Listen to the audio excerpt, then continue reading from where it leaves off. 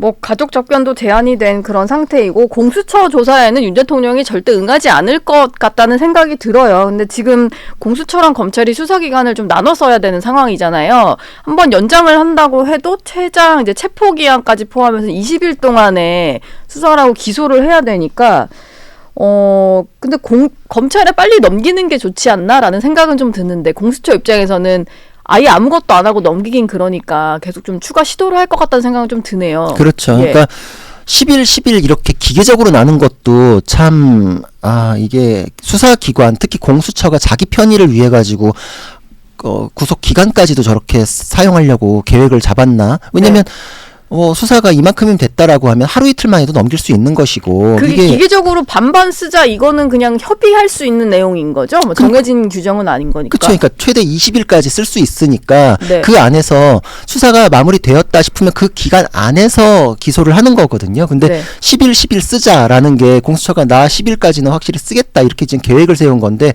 지금 수사의 진행 상황을 고려해가지고 동적으로 움직이는 거 이걸 고려한 게 아니라 난 처음부터 내가 10일은 써야겠어. 그동안에 그럼 뭐 하지? 내 존재감 드러나는 게 뭘까? 이런 식으로 연결될 수밖에 없는데 네.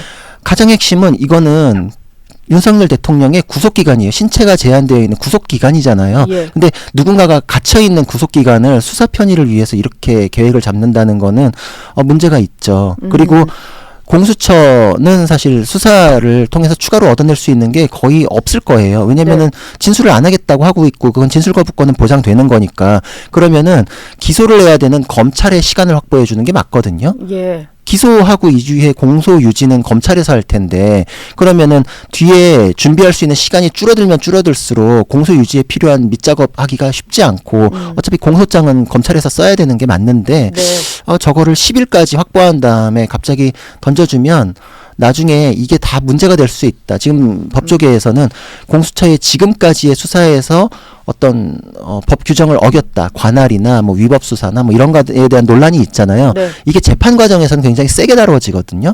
그럼 그거에 대해서는 공소유지를 하는 검찰이 다 떠안아야 돼요. 공수처가 질러놓은 일들에 대해서 나중에 검찰이 뒤집어 쓰는 일도 있을 수 있다. 이제 이런 얘기들도 많이 하고 있어요. 예.